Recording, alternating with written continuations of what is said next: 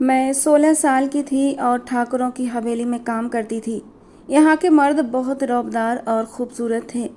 हवेली के सबसे छोटे ठाकुर मुझे बहुत अच्छे लगते थे। वो विलायत से पढ़कर आए थे।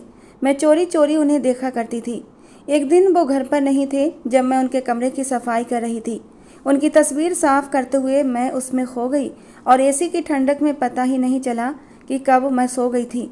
जब आँख खुली तो मेरे पैरों तले से ज़मीन खिसक गई थी, क्योंकि मैंने अपने पेट पर किसी मर्दाना हाथ के स्पर्श को महसूस किया था। और अब वो मर्दाना हाथ मेरे पेट से नीचे की ओर। मैं अपने पापा को देख रही थी, जिनके हाथ में शराब की बोतल थी और वो मेरी मम्मी को जानवरों की तरह पीट रहे थे। मेरा दिल बेकाबू होकर रो पड़ा था। मैंने कभी नहीं सोचा था कि मैं ऐसी ज़िंदगी गुजारूंगी।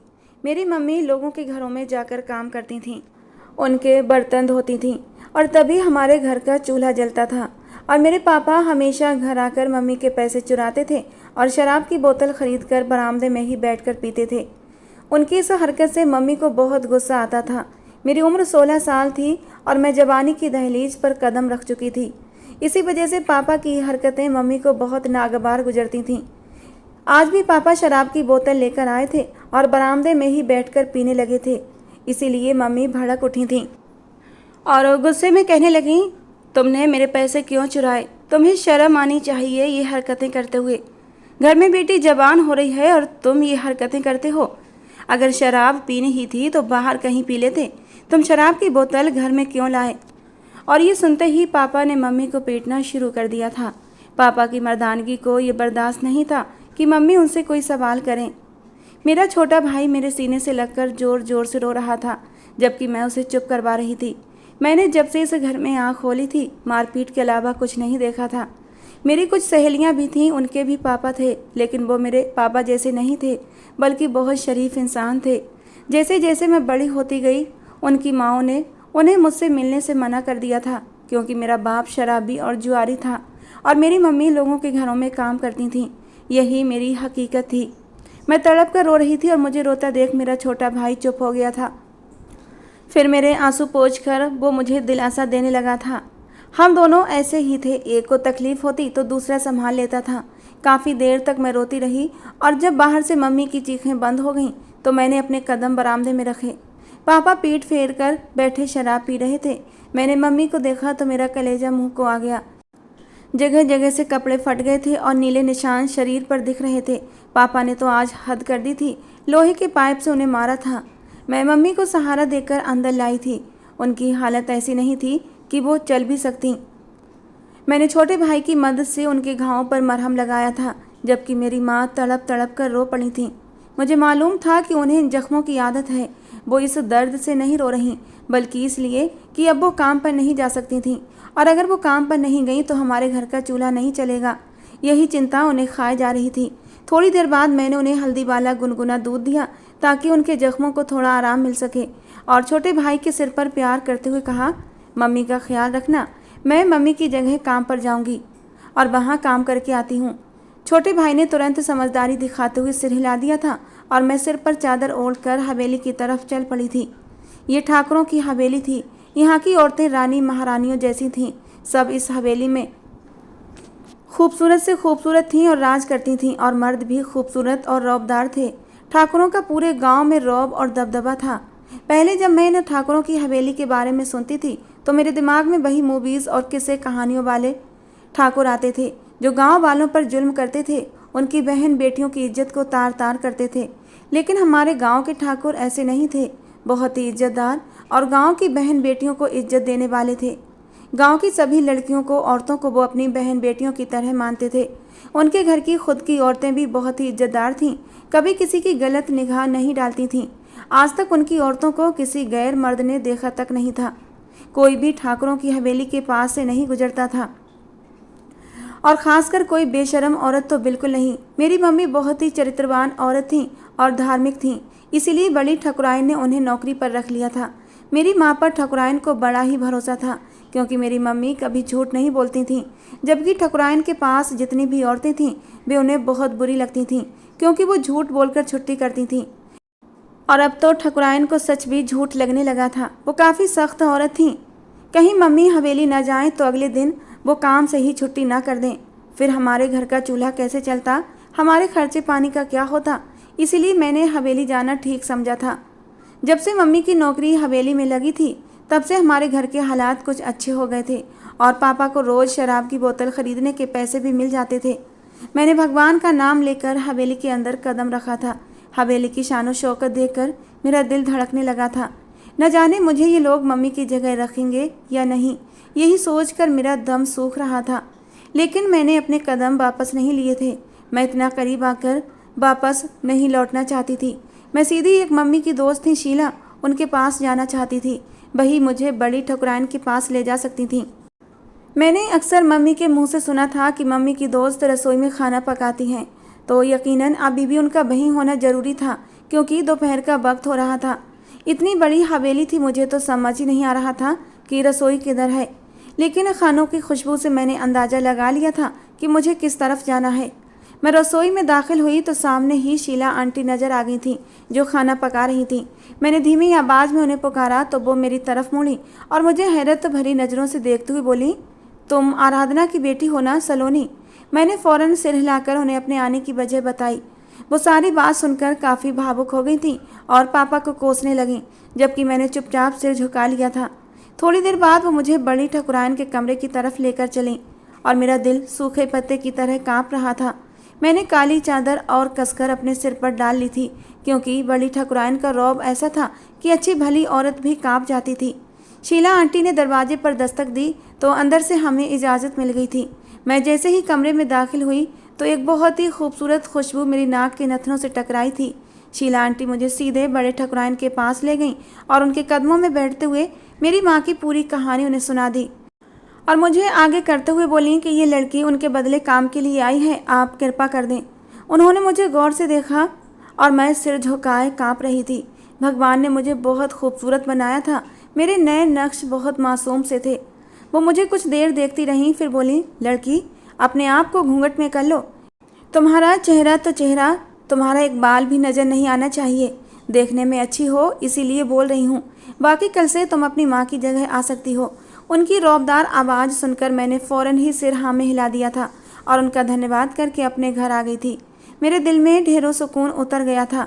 अब माँ को कोई परेशानी नहीं होनी चाहिए थी। उनकी रोजी रोटी चलती ही रहनी थी। मुझे ज़्यादा दिन वहाँ काम नहीं करना था, इसीलिए मैं सुकून में थी। घर आकर माँ को देखा तो वो दवाइयों और दूध के असर में गहरी नींद में थी। मैंने छोटे के सिर पर प्यार किया और उसके पास ही बैठ गई, जबकि पापा शराब पीकर टुन्न हो चुके थे। दिन अपनी रफ्तार के अनुसार गुजर चुका था और अगली सुबह मैं हवेली पहुंच गई थी। मेरा सबसे पहला सामना बेलायत से आए बड़े साहब के बेटे से हुआ था। मैं बेध्यानी में किचन की तरफ दौड़ी चली जा रही थी कि सामने से आते उससे टकरा गई थी। मैं गिरती इससे पहले ही उसने मुझे अपनी मजबूत हाथों से थाम लिया था। मैं एकदम हड़बड़ाकर सीधी हुई थी। दिल की धड़कनें तेज रफ्तार से दौड़ रही थीं। मेरे चेहरे से घूंघट सरक चुका था। वो मुझे बड़े ही गौर से देख रहा था। वो देखने में बला का हसीन था। सफ़ेद शर्ट और काली पैंट पहने वो किसी शहजादे से कम नहीं था। मेरी तो आंखें ही ठहर गई थीं। अगर मुझे बड़ी ठकुराइन अपने बेटे को इस तरह देख लेती तो मेरी खैर नहीं थी। यकीनन आज इस हवेली में मेरा आखिरी दिन होना था। मैं जल्दी से दोबारा अपने चेहरे पर घूंघट किया और जल्दी से किचन की तरफ बढ़ने लगी। मैं अभी किचन में दाखिल होती इससे पहले ही उस विलायती आदमी ने मुझे पुकारा। मैं फ़ौरन ही ठहर गई थी। मेरा दिल किसी बेकाबू घोड़े की तरह दौड़ने लगा था। वो मुझे देखते हुए बोला, लड़की कॉफ़ी बनाकर ऊपर मेरे कमरे में लेकर आओ और ज़रा जल्दी करना। ये बोलकर वो रुका नहीं था और ऊपर चला गया था। उसके बारे में गांव का बच्चा बच्चा जानता था कि ये इंसान बहुत सख्त मिजाज इंसान है। अभी कुछ दिन पहले विलायत से आया है और अब अपने पापा के साथ उनका कारोबार संभाल रहा था। उसका नाम सूरज भान था। मैं किचन में दाखिल हुई और शीला आंटी को राधे राधे करके उस विलायती ठाकुरजादे का हुक्म सुनाया तो वो फ़ौरन बोली, अगर उसने तुम्हें कहा है तो काम ये तुम्हें ही करना पड़ेगा। वो अपनी बात का बहुत पक्का है और अगर तुम्हारे अलावा कॉफ़ी देने कोई और गया तो उसकी शामत आ जाएगी और साथ में तुम्हारी माँ की नौकरी को भी ख़तरा हो सकता है। जबकि मैं फ़ौरन बोली, जी आंटी मुझे अंदाज़ा हो चुका है, मैं जल्दी से कॉफ़ी बनाकर उसे देकर आती हूँ। मैंने ये कहते ही फ़ौरन अपने काम में लग गई थी। मुझे कॉफ़ी बनाना आता था। अक्सर माँ और हम शाम के वक्त कॉफ़ी पीते थे। मेरे छोटे भाई को बहुत पसंद थी। मैंने जल्दी से कॉफ़ी फेंटी और उनके लिए बनाकर ऊपर की तरफ बढ़ी थी। शीला आंटी से मैंने उसके कमरे का रास्ता पूछ लिया था। मेरा दिल बहुत तेज़ी से धड़क रहा था। इस घर में मेरा ये पहला काम था। मुझे उम्मीद थी कि मैं इसमें कामयाब हो जाऊंगी। आंटी ने कहा था कि ऊपर वाले हिस्से का आखिरी कमरा ठाकुर सूरजभान का है, इसीलिए मैंने हिम्मत करके कदम उसी ओर बढ़ाए थे। दरवाजे पर हल्की सी दस्तक दी थी। अंदर से फौरन ही एक गहरी आवाज़ आई, आ जाओ। मैंने गहरी सांस हवा के हवाले की और अपने कदम अंदर की तरफ बढ़ाए थे।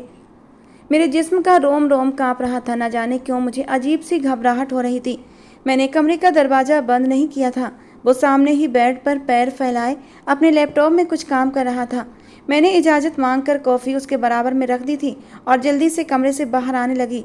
लेकिन इससे पहले ही एक और हुक्म की वजह से मुझे वहीं ठहरना पड़ा था। वो मुझे देखते हुए बोला, अलमारी से मेरा ब्लैक सूट निकाल कर प्रेस करो और मेरे जूते भी पॉलिश कर देना। मुझे एक ज़रूरी काम से बाहर जाना है। मुझे अजीब सी घबराहट थी। मेरा दिल चाह रहा था कि मैं उसे बताऊं कि मैं इस घर के कामों के लिए नहीं हूं, बल्कि मुझे सिर्फ बर्तन धोने के लिए रखा गया है। मगर किसी साहब का हुक्म मना करना मतलब नौकरी को खतरे में डालने के बराबर था। मैं फ़ौरन ही उनकी अलमारी की तरफ बढ़ी थी।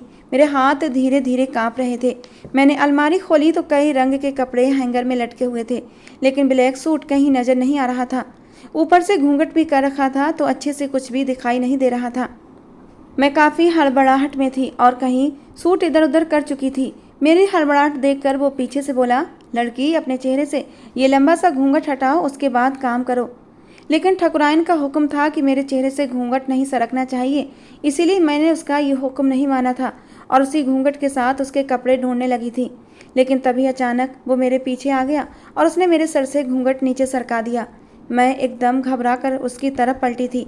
मेरी बड़ी बड़ी आंखों में घबराहट साफ नजर आ रही थी। चेहरे पर पसीने की बूंदें चमकने लगी थीं। वो मुझे मदहोश नज़रों से देख रहा था।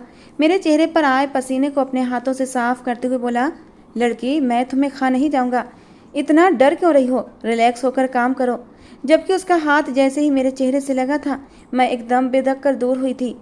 वो फिर से बेड पर जाकर बैठ चुका था, लेकिन उसकी नज़रें मेरे ऊपर से नहीं हटी थीं। मुझे सामने ही ब्लैक सूट नज़र आया। मैंने ब्लैक सूट निकाला और फ़ौरन ही उस पर जल्दी जल्दी प्रेस करने लगी। मैं थी तो 16 साल की, लेकिन मेरी माँ ने मुझे हर काम सिखाया था। वो काम करने के लिए दूसरों के घरों में चली जाती तो पीछे से पूरा घर मुझे ही संभालना पड़ता था। मैंने जल्दी से उसका सूट प्रेस करके वहीं टांग दिया और उसके जूते वहीं बैठकर पॉलिश करने लगी। मैं अभी जूते पॉलिश करके हटी ही थी कि उसका एक और हुक्म मुझे सुनाई दिया, लड़की कपड़े वहीं पर नहीं बल्कि वॉशरूम में टांगो और गीजर भी ऑन कर देना। उसके तो हुक्म शुरू हो गए थे जो रुक ही नहीं रहे थे। एक के बाद एक काम बोले ही जा रहा था। मैंने गहरी सांस ली और फ़ौरन ही उसका सूट बाथरूम में टांग कर गीजर ऑन करने लगी। मगर अचानक ही मेरा हाथ लगने की वजह से शावर ऑन हो गया था और जिसकी वजह से मैं पूरी भीग गई थी। मुझे शावर बंद करना भी नहीं आ रहा था, इसलिए घबराते हुए ज़ोर से बोली, इसे बंद कर दें, मेरे कपड़े गीले हो रहे हैं। जबकि वो अंदर भागकर आया और मुझे देखते हुए बोला, बेवकूफ़ लड़की, गीजर ऑन करने के लिए कहा था, शावर नहीं। ये कहते ही उसने जल्दी से शावर बंद कर दिया था और मुझे बाथरूम से बाहर निकाल दिया था। मैंने भी शुक्र का सांस लिया और कमरे से बाहर आने लगी थी, मगर इससे पहले ही उसकी एक और आवाज़ मेरे कान से टकराई थी। चंद पलों में ही उस इंसान ने मुझे हलकान कर दिया था। उसका कहना था कि कप भी लेकर जाओ। मैंने कप फ़ौरन उठाया और जल्दी से नीचे आ गई, वरना कोई भरोसा नहीं था कि दोबारा वो कोई काम बोल देता। नीचे आकर मैंने सुकून का सांस लिया था और अपनी जान पर इतने सारे बर्तन देखकर मुझे अपनी हालत पर रहम आने लगा था। लेकिन फिर अपनी माँ का ख्याल आते ही मेरी आंखों में आंसू आ गए थे। वो मेरे लिए और मेरी भाई के लिए कितना कुछ बर्दाश्त करती थीं और मैं उनके लिए ये चंद दिन काम नहीं कर सकती थी। ये सोच आते ही मैंने फ़ौरन ही बर्तन धोना शुरू कर दिए थे। अभी थोड़ी देर और गुजरी होगी कि अचानक ही वही बिलायती बाबू किचन में दाखिल हुआ और मुझे देखते हुए बोला, मैं अपने काम से जा रहा हूँ, जब वापस आऊँ तो कमरा साफ़ कर देना और ये तुम्हारी ड्यूटी है। आज से तुम ही मेरे कमरे को साफ़ किया करोगी। वो ये बोलकर वहाँ ठहरा नहीं था, जबकि मैं आंटी को देखते हुए बोली, आंटी क्या माँ ये सब काम भी करती थीं? जबकि वो सिर नामे हिलाने लगीं। मुझे गुस्सा आया था। वो लोग मेरी माँ को बर्तन धोने के पैसे देते थे, ये अतिरिक्त काम करने के नहीं। मैं थोड़ा तुनक कर बोली, आंटी मैं आपको बता रही हूँ, मैं किसी की इतनी गुलामी नहीं करूँगी। माँ बर्तन धोती थी और मैं भी यही करूँगी। मैं कुछ और कहती कि अचानक ही बड़ी ठकुराइन किचन में दाखिल हुई और मुझे देखते हुए बोली, तो पहले दिन ही तुम्हारी जबान चलने लगी। देखो ऐसी लड़कियां हमारे पास काम नहीं कर सकती। तुम्हारी माँ का काम बर्तन धोना था, हम मानते हैं, लेकिन अगर किसी और मालिक ने तुम्हें हुक्म दिया है तो उसका पालन करना तुम्हें ज़रूरी है। मैं समझ गई थी और तुरंत ही सिर हिलाते हुए बोली, नहीं बड़ी ठकुराइन, मैं माफ़ी चाहती हूँ, मेरे कहने का वो मतलब नहीं था।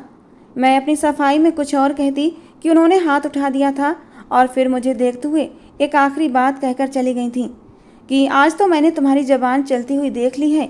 आइंदा से हवेली में अगर तुमने अपनी ज़बान का इस्तेमाल करने की कोशिश की तो याद रखना, हम बड़ी ठकुराइन हैं और हमारे खून में माफ़ी शामिल नहीं है। ये कहकर वो रुकी नहीं थी, बल्कि शीला को इशारा करके कमरे में चली गई थी। मेरी आंखों से आंसू बहने लगे थे। मेरी उम्र 16 साल थी, मैं इन सब कामों के लिए नहीं बनी थी। मेरी मम्मी हमेशा मुझे इन सब चीज़ों से दूर रखती थी और शायद उन्हें मालूम था कि मुझे ये सब काम करना पसंद नहीं है। खैर, वक्त धीरे धीरे बीतने लगा था। मम्मी की हालत दिन ब दिन और भी ख़राब होती जा रही थी। अब मुझे स्थायी रूप से हवेली आना पड़ता था। उस विलायती बाबू ने मेरी सैलरी बढ़ा दी थी और मैं तो हैरान रह गई थी उसकी इस मेहरबानी पर। अब मुझे उसके काम करना बुरे नहीं लगता था, बल्कि अच्छा लगता था। ना जाने क्यों उसको देखकर मुझे अपना दिल धड़कता हुआ महसूस होता था। उसकी उम्र मुझसे काफ़ी ज़्यादा थी। वो करीब 28 साल का था और मैं सिर्फ 16 साल की, लेकिन इसके बावजूद भी वो मुझे अच्छा लगने लगा था। मैं उसे छिप छिप कर देखा करती थी, क्योंकि मुझे डर था कि अगर मुझे किसी ने ऐसा करते हुए देख लिया तो मेरी ज़िंदगी ख़राब हो जाएगी, खासकर बड़ी ठकुराइन ने। यहाँ पर पूरा एक ख़ानदान बसता था। 3 भाइयों की फैमिली रहती थी। तीनों भाई आपस में मिलकर रहते थे। तीनों की पत्नियाँ थीं। बड़ी ठकुराइन सबसे बड़ी थीं। उसके बाद उनकी 2 देवरानियाँ थीं, वो भी उनके हुक्म के आगे जबान नहीं खोलती थीं। यहाँ पर मेरी उम्र की और भी लड़कियाँ थीं जो इस हवेली में काम करती थीं। ठाकुरों ने अपने हवेली की औरतों को 7 पर्दों में छुपा कर रखा था। बेमतलब घर से बाहर जाना उसके घर की औरतों को हुक्म नहीं था। इन ठाकुरों ने अपनी औरतों को छुपा कर रखा हुआ था और अपने घर में काम करने वाली औरतों को भी वो बहुत इज्जत देते थे। अभी तक मुझे किसी भी ठाकुरजादे ने गलत नज़रों से नहीं देखा था। जो भी देखता था निगाहें नीची करके ही गुजर जाता था, सिवाय उस बिलायती बाबू सूरजभान के। वक्त अपनी रफ्तार के मुताबिक बीतता जा रहा था और मुझे यहाँ काम करते हुए लगभग 2 महीने हो चुके थे।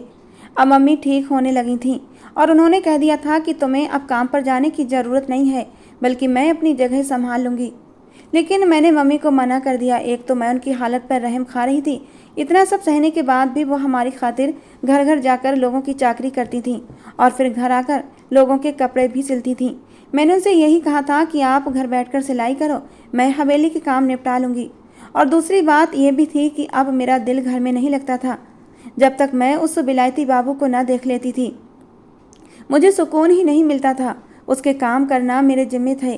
कपड़े प्रेस करना, जूतों की पॉलिश करना, कॉफ़ी बनाना, उसे खाना देना, यहाँ तक कि उसके कमरे की सफाई भी मेरे जिम्मे ही लगाई गई थी। और आज भी मुझे शीला आंटी ने बड़ी ठकुराइन का हुक्म सुनाया था कि उनका सुपुत्र कहकर गया है कि उसे बता दिया जाए कि जब मैं कमरे से चला जाऊं तो मेरे कमरे की सफाई कर दी जाए और अलमारी के कपड़े भी ठीक कर दिए जाएं। उसके हुक्म का मैंने तुरंत पालन किया था और झाड़ू पोंछा उठाकर जल्दी से कमरे में घुस गई थी। मैं जल्दी जल्दी कमरे की सफाई करने लगी। डस्टिंग के लिए जब मैंने कपड़ा ड्रेसिंग टेबल पर मारा तो वहीं पर सूरजभान की तस्वीर रखी हुई थी, जिसे देखकर अचानक ही मेरा दिल अजीब सी हालत का शिकार हो गया था। ये इंसान चुपके से मेरे दिल में बस गया था और मैं कहने को इस घर की नौकरानी थी। मेरा और सूरजभान का कोई जोड़ नहीं था। मैं ज़मीन की खाक थी तो सूरजभान आसमान का चांद था। वो मुझे कभी नहीं मिल सकता था, लेकिन मैं अपने दिल के हाथों मजबूर हो चुकी थी। कितनी ही देर तक मैं उसकी जादू भरी पर्सनालिटी को निहारती रही। उसकी आंखों में कुछ ऐसा जादू था कि मैं उनमें डूब जाती थी। मैं जब सूरजभान के सामने होती तो अपनी नज़रें नहीं उठाती थी, बस चुपके चुपके ही देखा करती थी। लेकिन तस्वीर को मैं बेधड़क निहार सकती थी। उसके एक एक अंग को मैं निहार रही थी। उसकी आंखें, उसके होंठ, उसके बाल, सब कुछ मेरे दिल में उतरता जा रहा था। अचानक ही मैंने उसकी तस्वीर उठाकर अपने सीने से लगा ली। तस्वीर थाम कर मैं उसकी मसहरी पर बैठ गई थी। कमरे में एसी चल रहा था। ठंडे माहौल में अपने मनपसंद इंसान को इतने करीब देखने का एहसास बहुत ही सुखद था। मुझे सुकून मिलने लगा था। काम करने की वजह से मेरी कमर में भी दर्द हो रहा था। अभी थोड़ी देर पहले ही मैंने सुबह के नाश्ते और रात के खाने के ढेर सारे बर्तन धोए थे और उन्हें धोकर ही मेरी हालत बुरी हो गई थी।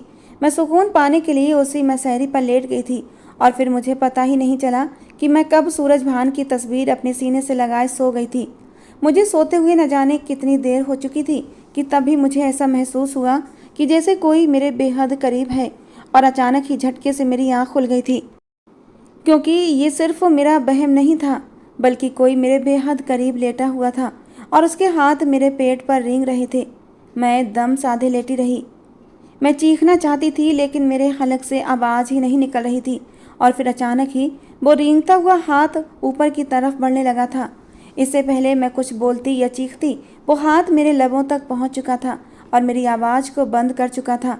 जो कोई भी था वो मेरे बेहद करीब आ चुका था और पता नहीं क्या हुआ कि कुछ ही देर बाद मैं दोबारा अंधेरे में डूब चुकी थी। मेरा दिमाग बिल्कुल सुन्न हो चुका था। करीब 3 घंटे बाद मेरी आँख खुली थी। मैं अभी भी उसी कमरे में मौजूद थी, लेकिन जैसे ही मैं होश की दुनिया में लौटी थी मेरे पैरों तले से ज़मीन खिसक गई थी। ऐसा महसूस हो रहा था जैसे आसमान सर पर आ गिरा हो। मैंने अपने आप पर नज़र डाली तो मुझे अपना आप ख़त्म होता महसूस हो रहा था। शरीर में एक अजीब सा बदलाव महसूस कर रही थी।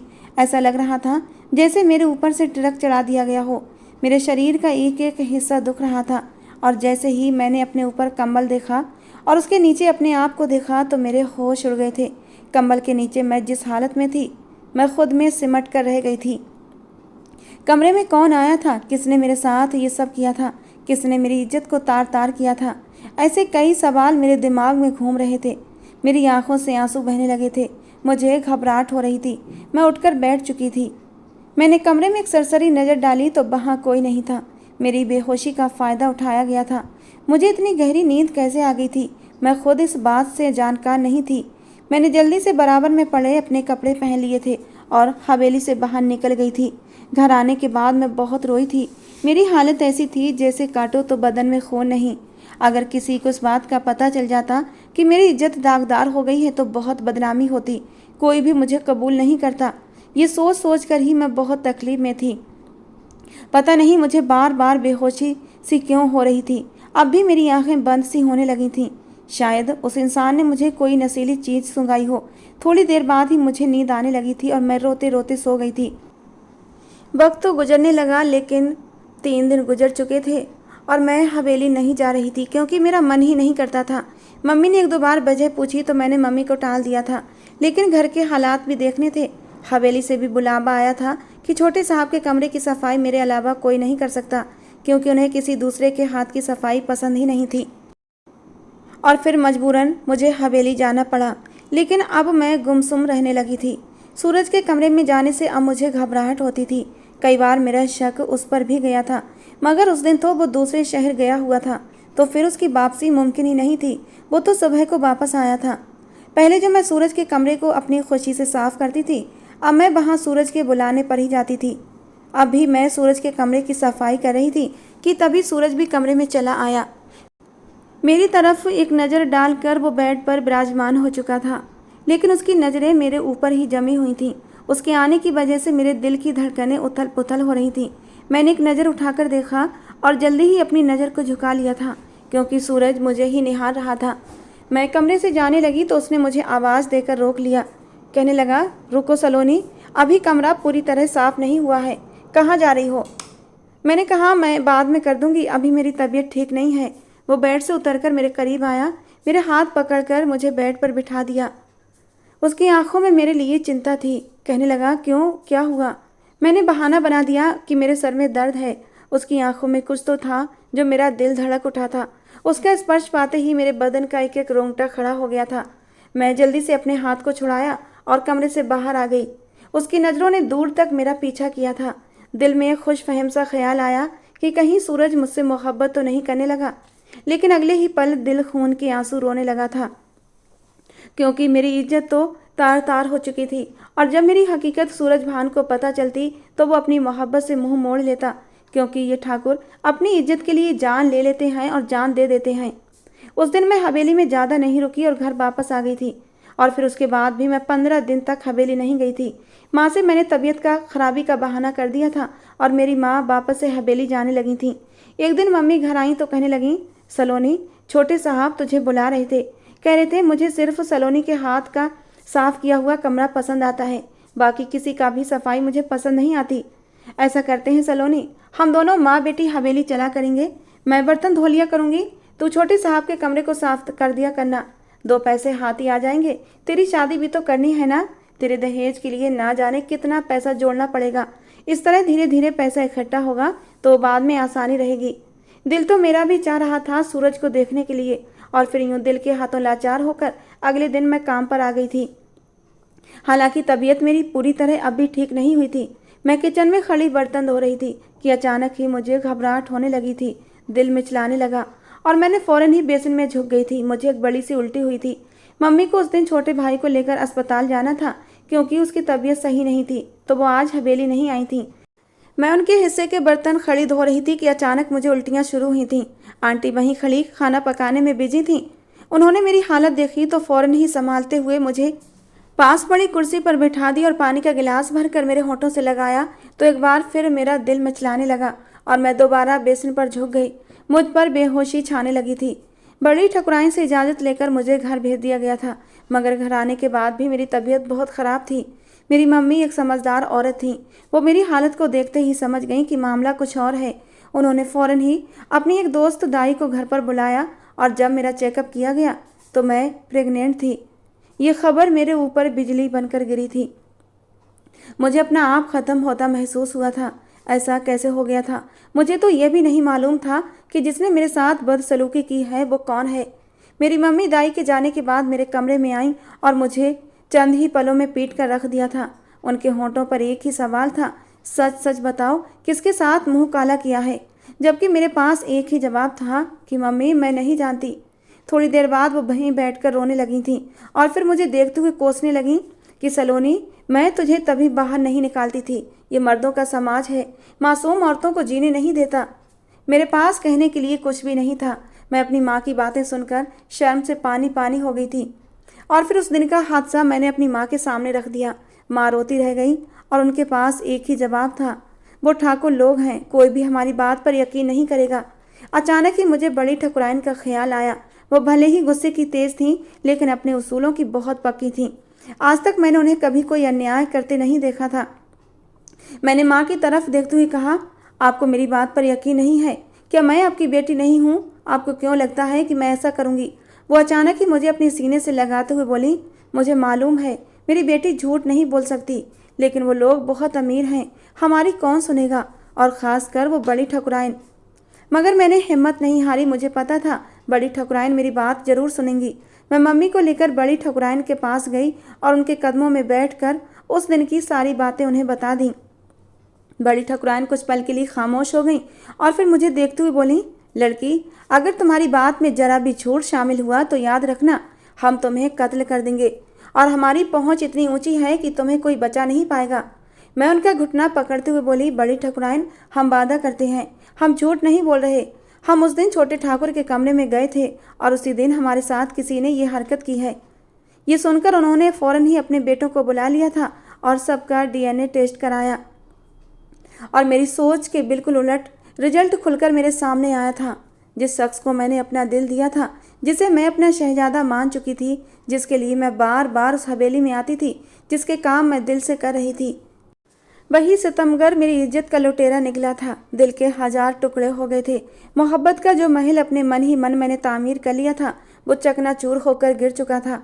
ठाकुर सूरजभान दूसरे शहर से जल्दी वापस लौट आया था और उसने अपने कमरे में मुझे सोता देख लिया था और फिर मेरी इज्जत को तार तार कर दिया। ये सब सोच कर ही मेरा दिल किरची किरची हो गया था।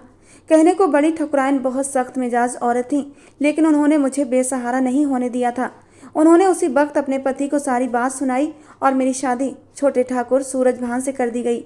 मुझे उस शख्स से नफरत थी, मगर और जो बातें उसने शादी के बाद मुझे बताई थीं उन्हें सुनकर मेरे होश उड़ गए थे। उसका कहना था कि वो पहले दिन से ही मुझे देखकर बहक गया था। वो मुझे पाना चाहता था।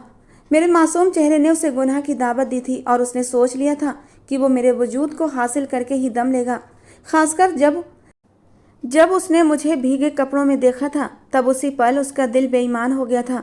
पहले वो मेरे शरीर को ज़बरदस्ती हासिल करना चाहता था, लेकिन धीरे धीरे उसे मेरी मासूमियत और मेरी खूबसूरती से प्यार हो गया। उसने सोचा था कि वो मेरे लिए रिश्ता भेजेगा और मुझसे जायज़ तरीके से शादी करेगा, मुझे अपनाएगा, मगर उसे मौका नहीं मिला था। उस दिन जब मैं उसके कमरे में गलती से सो गई थी, अचानक ही वो कमरे में आ गया था। मुझे अपने बेड पर सोता देखकर वो पहले तो चौंका था, फिर मुझे उठाने के लिए मेरे करीब आया था, और जब मुझे उठाने के लिए उसने मुझे हाथ लगाया, उस वक्त उसका दिल मुझ पर बेईमान होने लगा। बेख्याली में उसने मेरे होठों को चूम लिया था और इससे आगे वो खुद पर कंट्रोल नहीं कर पाया था। धीरे धीरे उसके हाथ मेरे बदन तक पहुंच चुके थे और जब मेरी आंख खुली तो वो हड़बड़ा गया था और एकदम से उसने मेरे गर्दन की एक ऐसी नस दबाई कि मैं बेहोश हो गई थी। सूरज का कहना था कि बाद में वो बहुत पछताया था, मुझसे माफ़ी भी मांगना चाहता था और मुझसे शादी करके मुझे इज्जत और सम्मान भी देना चाहता था, लेकिन फिर मैं हवेली आई ही नहीं थी। वो रोज़ मेरी राह तकता था और इससे पहले कि वो मुझसे बात कर पाता, मैं खुद ही बड़ी ठकुराइन के पास पहुंच गई थी और उन्हें अपनी हालत बता दी थी, और फिर यूं आनन फानन में मेरी शादी सूरज के साथ हो गई थी। सूरज का कहना था कि जो भी हुआ गलत हुआ, लेकिन इस सब में एक बात अच्छी हुई कि तुम मुझे मिल गई हो। मैं वादा करता हूँ तुम्हें कभी ज़िंदगी में कोई दुख नहीं आने दूंगा, तुम्हारे सारे दुखों की भरपाई कर दूंगा। उस इंसान ने धीरे धीरे मेरी नफ़रत को ख़त्म करना शुरू कर दिया था। मैं उम्मीद से थी, मेरी तबीयत तो ठीक नहीं रहती थी, एक तो मेरी उम्र कम थी, ऊपर से मैं बहुत कमज़ोर भी थी। इसी वजह से उसने मेरा बहुत साथ दिया था। हाँ, उसने गलत किया था, मैं उसे कभी माफ़ नहीं कर सकती थी। उसने मेरी मासूमियत का फ़ायदा उठाया था, मगर अब वो मेरा पति था, मेरे होने वाले बच्चे का बाप था। कुछ भी हो, मुझे उसे स्वीकार करना ही था। मेरी मम्मी तो उसकी बलाएं ले रही थी। उनका बस नहीं चल रहा था कि पूरे गांव में जाकर ऐलान कर दें कि उनकी बेटी का रिश्ता ठाकुरों की हवेली में हुआ है। धीरे धीरे वक्त गुजरने लगा। 9 महीने कैसे गुजरे मुझे पता ही नहीं चला, क्योंकि मेरे दिन रात तो बस सूरज की बाहों में ही बीत रहे थे। और 9 महीने बाद मेरी गोद में एक चांद सा बेटा आया था, जो बिल्कुल सूरज भान जैसा था। उसने अपने पापा के जरिए मेरे बाप की अकल भी ठिकाने लगा दी थी और उन्हें एक अच्छी नौकरी पर लगा दिया था। हमारे घर के हालात बेहतर हो गए थे। मैं जिस घर में लोगों के हुक्म सुनती थी, अब उसी घर में मैं हुकूमत करती हूँ। दोस्तों, आज की हमारी ये कहानी आपको कैसी लगी ज़रूर बताना। पसंद आई हो तो प्लीज़ लाइक करना। रोज़ एक नई कहानी सुनने के लिए हमारे चैनल को भी सब्सक्राइब करना। मिलते हैं दोस्तों अगली किसी नई कहानी के साथ।